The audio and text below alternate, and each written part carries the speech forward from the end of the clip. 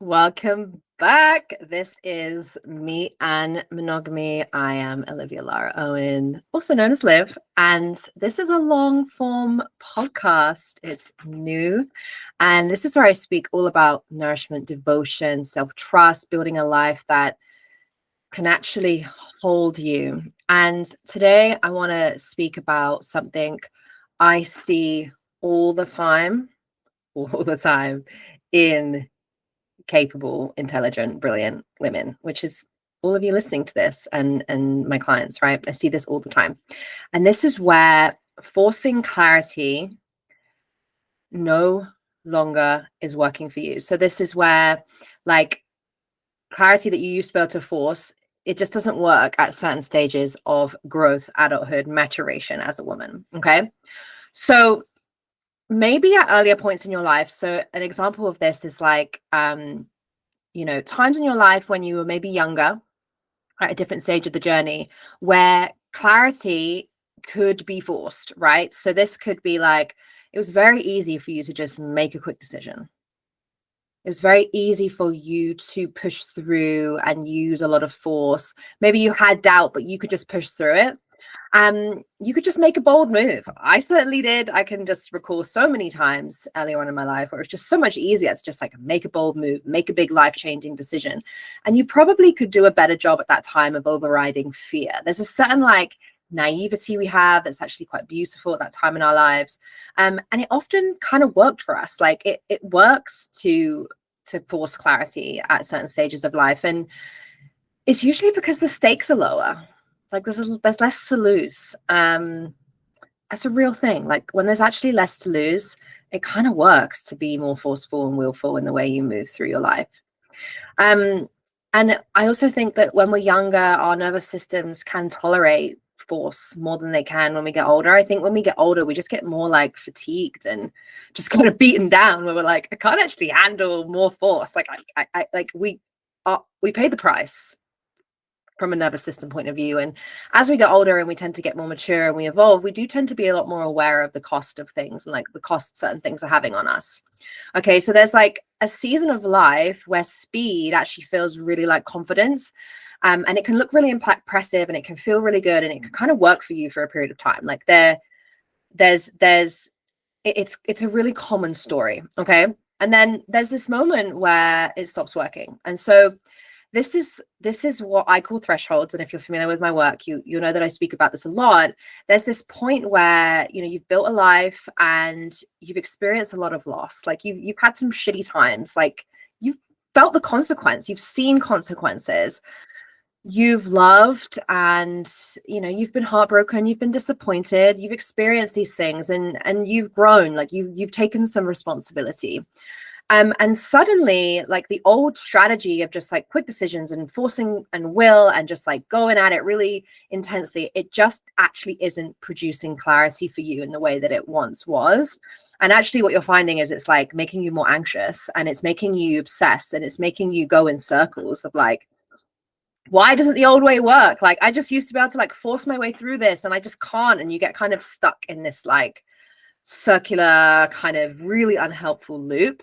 And what I will say at this stage, like when it actually is not working anymore, it kind of like you try harder and you try really, really hard because it worked for before, but it doesn't bring you clarity. It actually brings a kind of form of collapsing and it can feel horrible. It can really feel horrible because you're like, well, the old way doesn't work, but like, what the fuck is the new way?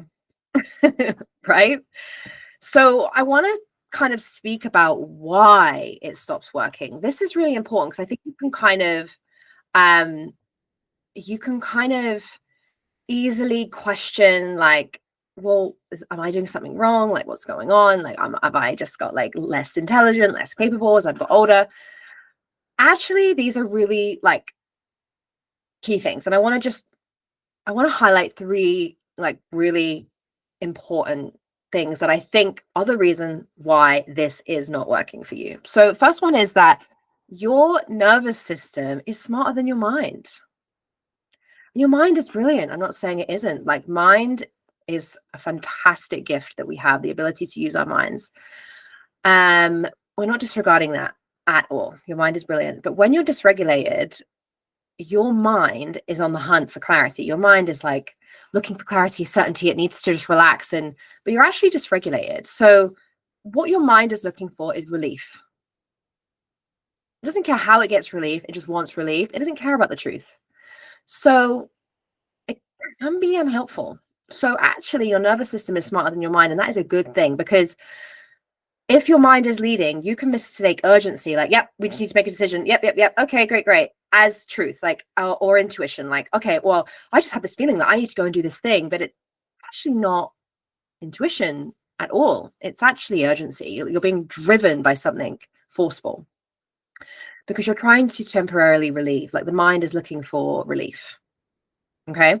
So you may also mistake fear. You might think fear's here. Well, that's a sign. The mind's like, well, I'm afraid. So therefore, that means this. And actually fear is just, I always say this to my clients, fear is so intelligent and it's part of the process, and it's something to collaborate with versus fight. And actually fear can be incredibly useful, because sometimes it can slow you down, and sometimes you do need to slow down. Like, fear can come in when you're actually moving too fast, not necessarily when there's something wrong, just when you need to recalibrate your speed. Okay. So you also might find that like silence and like not knowing what to do and just kind of waiting might feel like danger. It doesn't necessarily mean that it is. And so I will say that clarity cannot come when your body is under threat. And so that is why like tending to your body, tending to your nervous system is so much more beneficial than giving your mind what it needs to relax as a priority, right? Because it's temporary and the mind will just find something else to obsess about or worry about or be anxious about. Okay. The body, like actually regulating your nervous system, you get so much more bang for your buck, right? Because actually clarity can come when you are more regulated and relaxed. So the reason why this is like part of why this function stops working and why like the old way stops working is because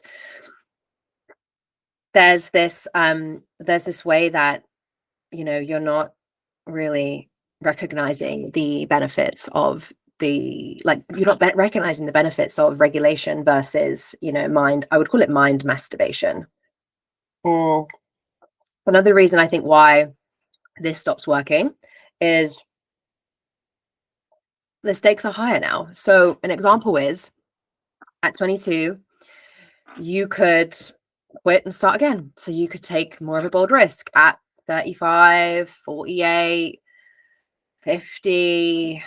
You're going to have different responsibilities. You might have a partner, you might have a mortgage, you might have children, you might have a reputation, you might have a community to consider, right? You might have parents, dependent parents. Like, there's a bigger impact to fast decisions without really like allowing the consequence of decisions to really land. Okay. So the stakes are really real. And that's why a lot of the times it stops working the old way, because something is stopping you. Something is saying, actually, like, your system's actually starting to calculate the impact that you're having.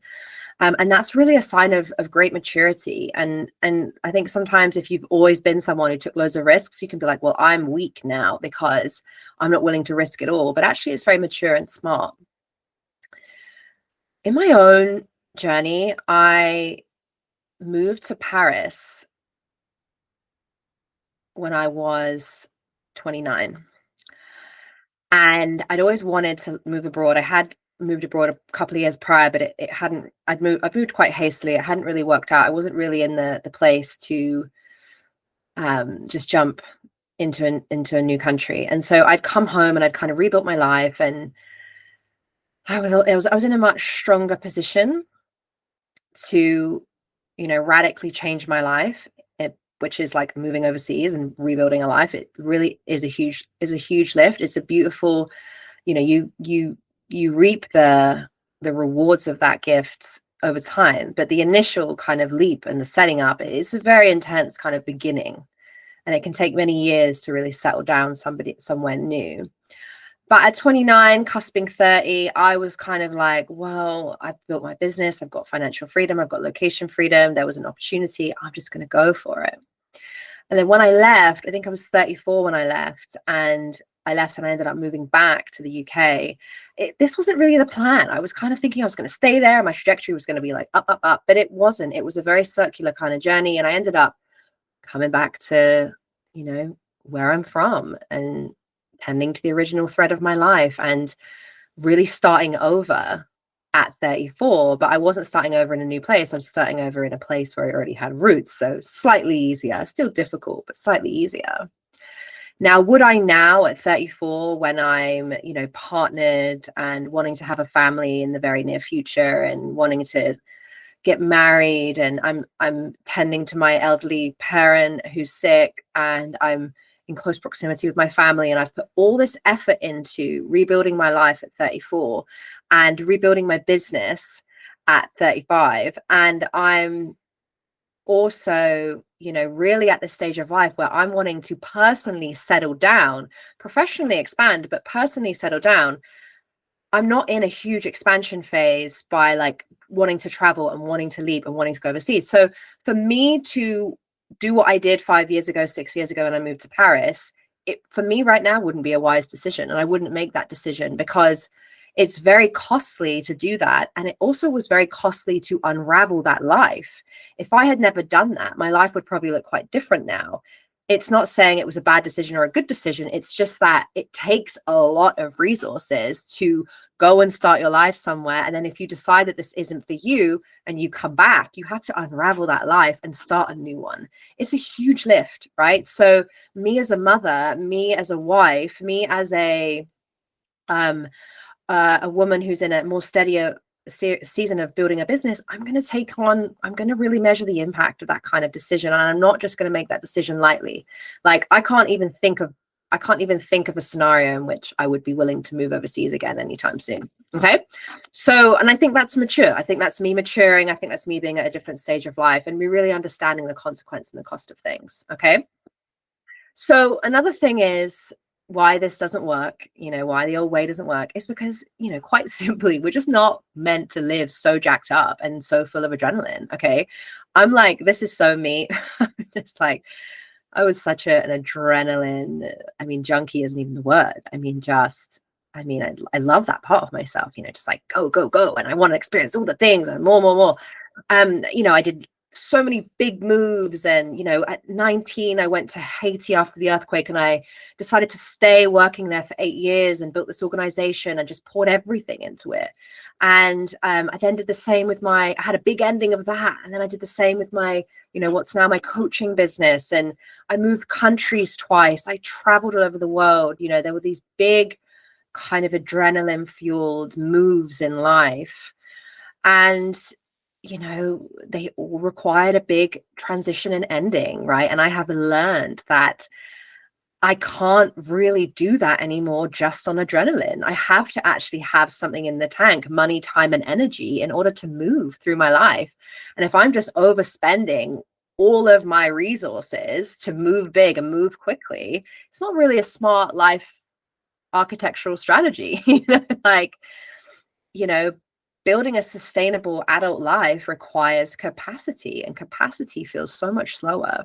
Capacity is so much more simple, almost boring, vanilla, less dramatic. Like it's not this like big, shiny, sexy thing. In the last couple of years, I've been going through a, business transition. I took a sabbatical. I closed my business down. I've been rebuilding. This podcast is part of that. I've also been, closing down one life, rebuilding another one, like a lot of change and transition. And I've been doing a lot of that quite privately, quietly and slowly and privately. And the reason why I've chosen that is because it's just allowed me to build the capacity to actually do it without having to share it and expose myself and like have people inside of it with me. I've kept it very small because that is actually what I have the capacity for. It takes a lot of capacity to have these like big announcements and like we're doing this big thing. It actually is so much more sustainable to build slowly, build self-trust with yourself and do it in a sustainable way, that's actually where you have the capacity to hold the life you're building versus like have the life slip through your fingertips. Okay, so, you know, 3 big things here. We've got like your nervous system is smarter than your mind. The stakes are higher now, and that's normal. You're grown up, you're growing up, that's normal. And quite frankly, you don't want to be so jacked up. Like you can't really live off that fuel anymore. The old way of the like, you know, living off crumbs and racehorse energy is unsustainable. And you kind of know that. Like this isn't new. You're not like listening to this being like, what? Liv's talking shit. You're like, no, that definitely feels true. I very rarely speak to people that are like, what? No, yeah, God, no, I'm totally just loving this adrenaline-filled life. You know, we get to a stage where we're like, oh my God, no, we can't do that. So what do we do instead, right? What is the kind of, like, what do I recommend here? Okay, so we know that forcing clarity doesn't make decisions. It doesn't help you. Like it doesn't work for you anymore. Forcing is not helping you. It's not working for you. It's no longer useful in the way that it was. So what does, right? And, you know, I've kind of hinted at some of this already, but this is where, you know, increasing your regulation before you make decisions. This is so key. Okay.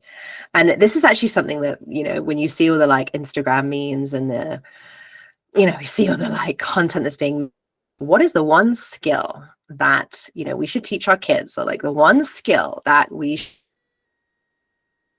skills is our ability to be in creative response to life, right? Which is a resourceful response to the situation versus walking through life reacting to everything, right? Reacting to everything, you're on a short fuse and you're just like, it's like every day you get a reset and you just reset and you're just reacting again versus like creatively responding to life and life's challenges. Because life is, I like to think of it 50% shit. Life can be 50% shitty and 50% fucking awesome. That's kind of where like a lot of people say their life is. I mean, I know that there are some of us that do experience more extremes of those, but I would say that it's kind of like what I've experienced, what my teachers have experienced, where it's just kind of like, life is full of shit. Like we do have challenges, and as we grow and we take on more responsibilities, we only have more problems to solve and more like things to manage and more things to, you know, more decisions to make. Like there's just more responsibility and the problems get bigger, right? So that is life. We can't get away from that, right? But it really is helpful to stop demanding immediate answers from life. Stop demanding it from yourself. Give yourself a fucking break to just not have to decide right now, like to not need immediacy, right? Like allow yourself to, you know, move through something without it having to be clean as a whistle, clear and, you know, definitive in this very moment. Okay. Create containment for yourself. This is so big. So this is like actually having, you know, a life at a particular size where, you know, you can actually fill the walls of your life. Your life isn't just this massive thing that you're just like completely overwhelmed. Create containment, join containers, hire a coach, work with me. It's this like way that you can be held inside of an actual container. And containers are so useful. Okay, they are so useful because you can actually be held as you're in a process with something. Right? Not held because you want someone to give you the answers, but held because you need containment, right? So another thing that I think is really a way to do this differently is to learn how to sit with questions longer than you're used to, right? Sit with questions and, you know, don't like listen for the immediate answer, but allow a question to be like a living and breathing thing. I always like to say that the life we're living is an answer to the is the answer to the questions we ask ourselves. This is something that one of my teachers taught me along the way and taught me this in so many different ways. And like, I really believe that. And if you're not like, your life isn't feeling aligned, like actually, like, how do you ask a different question and sit with maybe a harder question and figure out what question you really need to be asking yourself. This is really powerful. Coaching and containment can really help you figure out what are the questions I should be asking myself right now. Like, what are the things I really need to be thinking about? Okay. Another thing that I think is really helpful, how do you do this differently, is build capacity first. Build capacity first. Like, stop chasing clarity. Clarity is not something you chase. Clarity is something that emerges. Clarity is something that comes. And it usually comes when you stop trying to hunt it down. Like, oh, I need it. I need to discharge the discomfort that I'm in. Okay. So sometimes building, the most self-trusting moves you can make is increasing your ability to actually sit with the unknown, to sit with not knowing.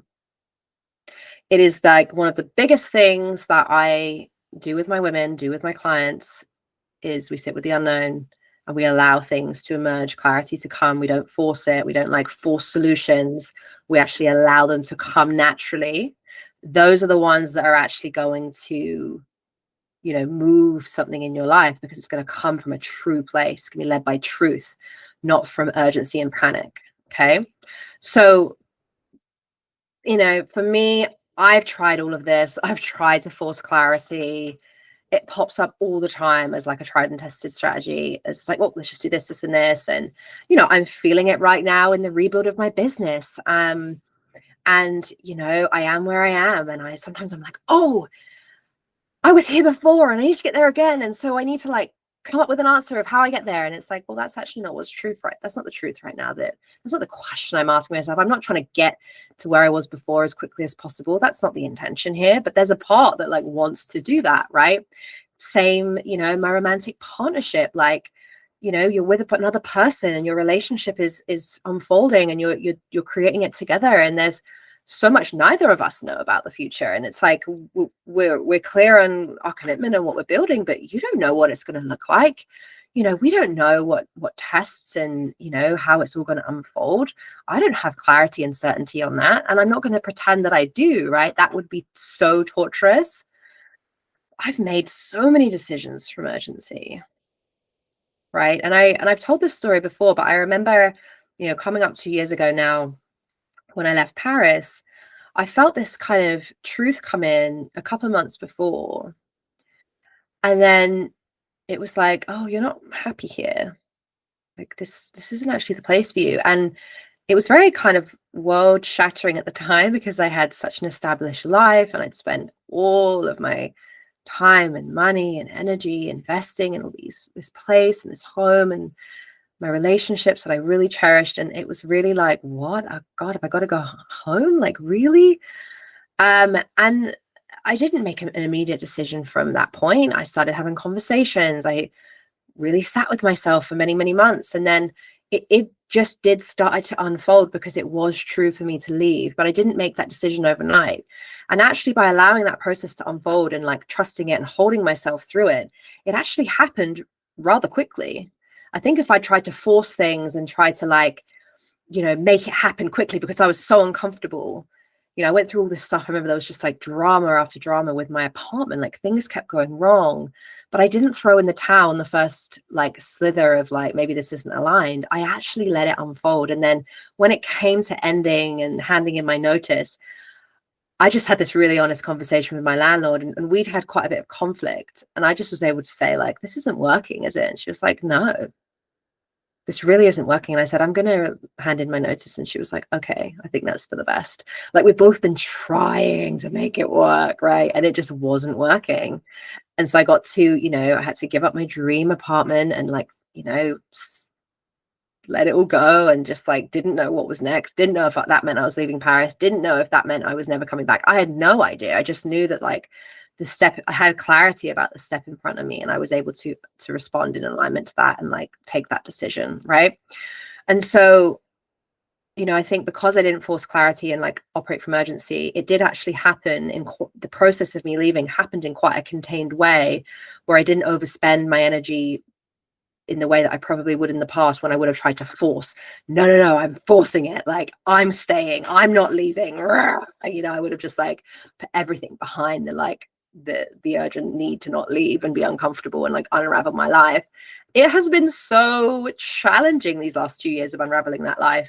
But at the same time, with all of that endings and all of the challenge that's come with that, I have slowly felt the green shoots of the new life. And, you know, the things I deeply wanted, right? Stability, to be near my family, to be partnered, to be building something with somebody, to be preparing to have my family. Like, these are all things I deeply wanted. And I was at that cusp and I was at that threshold where I knew I wanted those things, but I knew where I was, it wasn't happening. So I knew I had to make a change, and that change happened slowly, right? I had to make a very uncomfortable change in order to have the life that I actually deep down on a soul level wanted. Okay.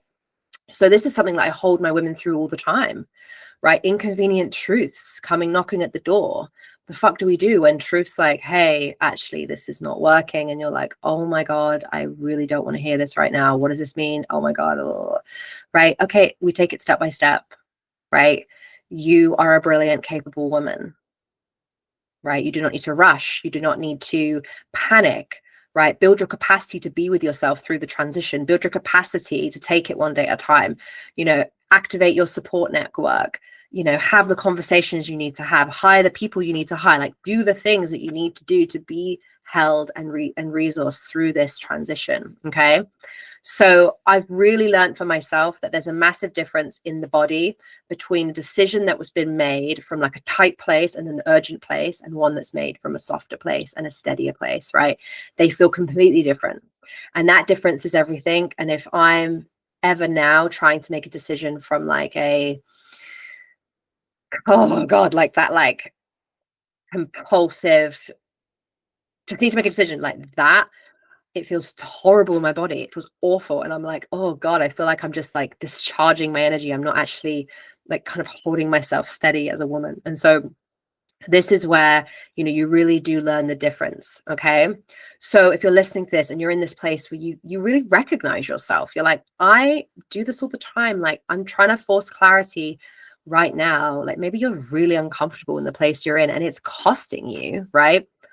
I want you to know that there's nothing wrong with you at all. There's nothing wrong with you specifically. You are not the problem, but the pattern is the problem. If you are to continually continue this pattern for another year, like, what would your life look like, right? If you don't get the support, the guidance, the space to slow down and like allow yourself to really cross this threshold and face this uncomfortable truth, what happens in a year? Not you're a bad person, you're doing it wrong, you're wrong and bad, but like, what happens if you don't address this, right? What happens if you don't address the pattern? Okay. This is really what I work with you in my deep dives, right? So I do these 75-minute introductory deep dives when you're like listening and like, this sounds like the woman for me. I'm kind of drawn to this woman as a coach. You want to explore this with me. This is exactly what I do in the deep dive. You give it to me large, like, what's going on?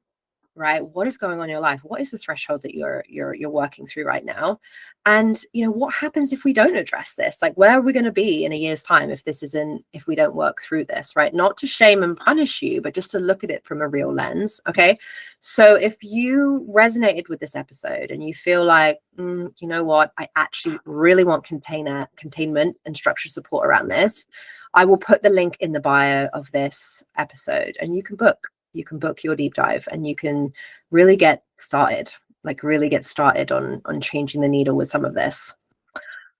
Okay. It has been a pleasure. There's absolutely no rush. The show notes will be here and I will see you in the next episode. Thank you.